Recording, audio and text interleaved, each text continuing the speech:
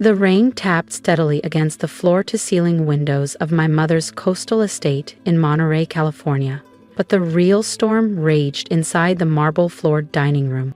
"Congratulations, Mason," my mother said, sliding a thick envelope across the glass table to my younger half-brother. "You've earned this."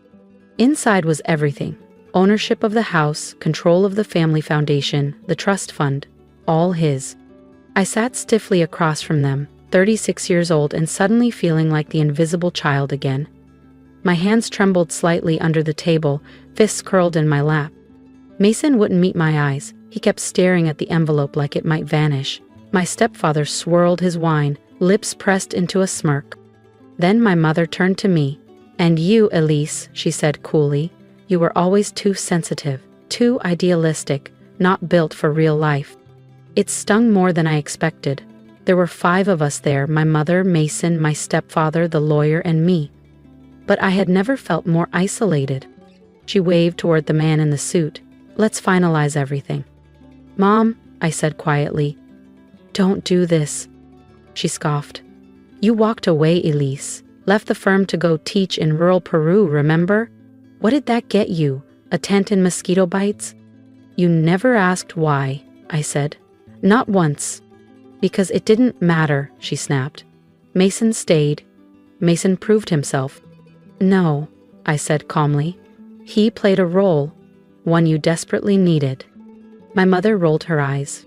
Then the attorney, Mr. Lancaster, a sharp-eyed man in his 60s, raised a hand. "Actually, before we proceed, there's a clause you should all be aware of." My mother blinked. "What clause?" He opened the folder. "The one your late father added, quietly but legally binding." Mr. Lancaster looked my mother squarely in the eyes. "There's a sealed amendment to the trust. It was added 7 years ago, at the direct request of your late husband, Mr. Charles Renaud." My chest tightened. My grandfather. The only one who ever believed in me. The only one who told me I had more resilience in my silence than most had in their loudest speeches. "What amendment?" my mother snapped, her voice clipped with annoyance. Mr. Lancaster calmly removed a faded document from the leather folder. This was notarized during Mr. Renaud's final weeks. His instructions were explicit. It was to remain sealed unless an attempt was made to remove Elise from the succession line. Her expression cracked. "He had no such power." "He did," Mr. Lancaster said evenly. "He retained 52% controlling interest in the Renaud family trust until his passing, and that interest now has directives that supersede any recent motions." Mason stiffened. My stepfather said nothing, his wineglass hovering mid-air. Mr. Lancaster turned toward me. "Miss Elise, would you like to read it, or shall I?" I shook my head slightly. My eyes were on Mason's envelope, the same envelope meant to erase me. "Please read it." He unfolded the parchment slowly. "Should my granddaughter Elise Renaud ever be deemed unsuitable by her family, I hereby grant her full governance and voting rights over my share of the Renaud Trust and its subsidiaries. This shall take effect immediately and shall supersede any previous provisions. Furthermore," he continued, "no changes to estate ownership or family governance may be made without her written consent." Silence fell. Even the ocean beyond the window seemed to pause. "What the hell does that mean?" my mother barked. Mr. Lancaster looked at her, then to me. "It means your daughter is now the majority controller of the trust. Nothing signed today will stand without her approval." My mother stood abruptly, her chair scraping the marble floor. "She's unprepared. She has no experience with boardrooms or balance sheets." "Maybe not your kind," I said, standing too. "But I've led. I've protected. I've created things that lasted." I turned toward the attorney. "Let's proceed. We have work to do." Mason's eyes darted nervously. My stepfather looked away. My mother didn't sit down. Instead, she froze, as the gravity of power shifted away from her for the first time. She didn't speak, but the tension in her posture told me everything. And that's when I saw it. Something I never expected in her eyes. Fear. Not of me, but of what it meant to lose control. Real, quiet fear. I softened my voice. "You can sit, Mom. This isn't about revenge." All I ever wanted was a seat at the table, a voice, a chance. Still, she didn't move. Then Mason broke. Wait, this isn't fair. Elise left. She went off to, what, build tiny houses? I built safe housing for domestic abuse survivors, I replied. I helped veterans rebuild their lives. I didn't run from this family. I ran towards something better. He scoffed. That's sweet and all, but that's not how you run Renaud Holdings. I smiled faintly. Maybe not, but it's how you rebuild its soul. If you felt that shift, the moment power returned to the one they tried to silence, don't forget to subscribe to the channel, because what Elise does next will not only redefine the legacy, it will challenge everything her family thought they controlled. I know enough, I said, meeting Mason's eyes, to know you've been funneling money through a consulting firm owned by your old fraternity brother in Nevada. His face went pale. My mother inhaled sharply. Elise, stop. This is family. Was it family? I asked, voice cracking slightly. When you stood by while I was cut out? When you praised Mason while ignoring every sacrifice I made for all of you? You never belong in this world, she murmured, eyes low. No, I said, nodding. You made that perfectly clear. But grandfather thought differently. Mr. Lancaster cleared his throat. Ms. Elise, your grandfather didn't just leave you voting shares, he left something else, meant to be opened at this exact time. He opened his briefcase and retrieved a weathered leather box. Inside was a gold-plated compass. Beneath it, a folded letter addressed to me, in my grandfather's graceful script. My fingers trembled as I unfolded it. My dearest Elise, if you're holding this, then your mother has done what I feared she might. Do not hate her. She was shaped by a world that taught her control is love. But you, my dear, were always different. Quiet strength, steady vision. You are the compass. Follow your own path and others will follow you. Grandfather, tears brimmed, but I didn't let them fall. I looked up. Let's proceed. As I signed the acknowledgement of my controlling interest, my mother finally spoke. You think this makes you powerful? She said, her tone sharp. You think he gave this to you out of love? It was to spite me. I studied her, not as a daughter chasing approval, but as a woman seeing clearly. No, I replied. He gave it to me because he believed I'd build something lasting.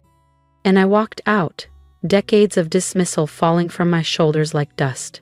But peace didn't wait on the other side of that door. War did. Because power threatens those who've abused it. I had barely reached the corridor when I heard footsteps behind me. Elise, Mason called. I turned. His voice was casual, but his eyes weren't. They were calculating. You don't have to do this, he said. Do what? Shut me out. That's the next move, right? I haven't made any moves, I said evenly. I simply stood up. He smirked. You think signing some papers makes you a leader? You don't have the stomach for this. My heart beat fast, but I stood firm. I'm not here to prove myself to you. I'm here to lead with purpose, something this family's forgotten. He stepped closer, lowering his voice. 2 months, he said. You'll crawl back. This company isn't a school project, it's a battlefield. No, I said quietly. It's a platform, and I'll use it to elevate, not dominate. He turned and walked away, but his clenched fists told me everything. This wasn't defeat. It was preparation. And the days that followed proved it. The whispers began. Elise Renaud was back, and not as a visitor this time. Some called it hope. Others, a warning. I didn't fire anyone. I didn't call meetings. I listened. And what I discovered? Departments sabotaged each other. Promotions given for obedience, not merit.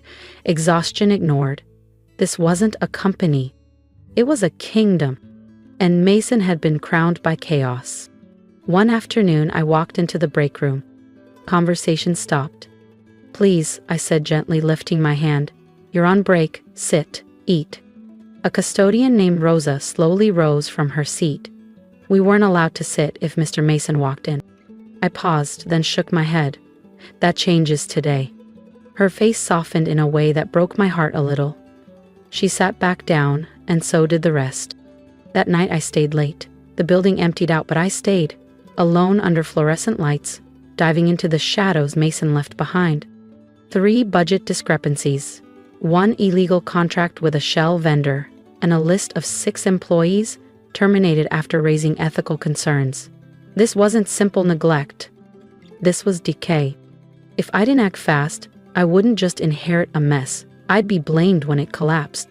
The next morning, Mason stormed into my office, a smug grin hidden behind his rage. He slapped a folder down on my desk. "So you want the CEO seat?" he hissed. "Let's see how long you last." I opened it. Screenshots, emails, photos, all falsified. "These are fake," I said, flipping through calmly. "Can you prove it?" he smirked.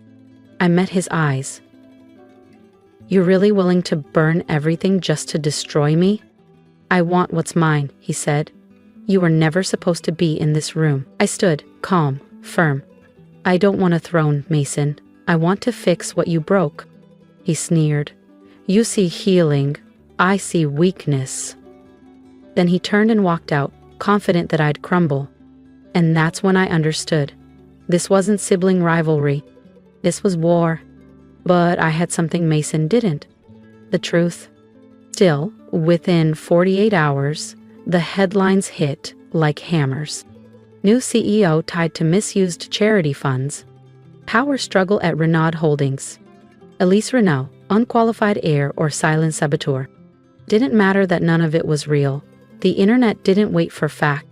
My inbox blew up, shareholders panicked, my phone didn't stop buzzing. I'd barely begun and already the narrative was spinning out of control.